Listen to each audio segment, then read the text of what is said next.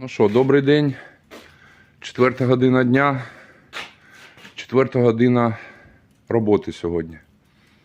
Камін стоїть. Встановлено. Дах пробитий.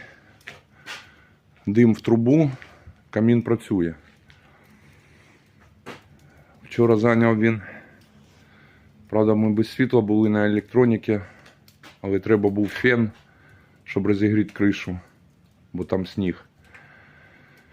Генератор був вдома. Сьогодні на генераторі теж цілий день. Ну, якось так працюємо. Все працює, все добре. Так що якось так. Такий чудовий камін получився. Відкрита дверка, дим в трубу. Так що замовляйте. Всім гарного і тихого дня.